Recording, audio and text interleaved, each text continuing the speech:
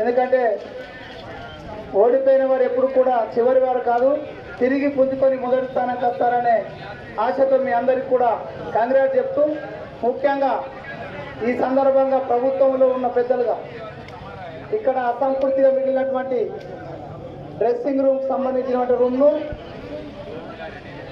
Engineering అధికారులతో మాట్లాడడం జరిగింది. త్వరలోనే దాన్ని పూర్తి చేస్తాం. అంతేకాకుండా త్వరలో ఇది ఒక చరిత్రాత్మకమైన గ్రౌండ్. ఇక్కడ చాలా సంవత్సరాలుగా చుట్టుపక్కలన్నీ క్లోజ్ అయిన ఈ గ్రౌండ్ మాత్రం ఎప్పుడు క్రీడలతో ఎప్పుడు కూడా విరాసిల్లుతుంటుంది. కాబట్టి ఖచ్చితంగా ఈ గ్రౌండ్ అభివృద్ధి కొరకు, ఉదాహరణకు ఈ రోడ్డు కొంట డ్రైనేజ్ ఏర్పాటు చేసి గ్రౌండ్ను చదును చేసేదానికి ప్రభుత్వ పరంగా నిధులు ఎన్నైనా మా పెద్దలతోటి మాట్లాడి, పెద్దలు సుదర్శన్ రెడ్డి గారితో మాట్లాడి ఖచ్చితంగా ఈ గ్రౌండ్ను చదువు చేసే బాధ్యతను నేను తీసుకుంటానని సందర్భంగా తెలియజేస్తాను.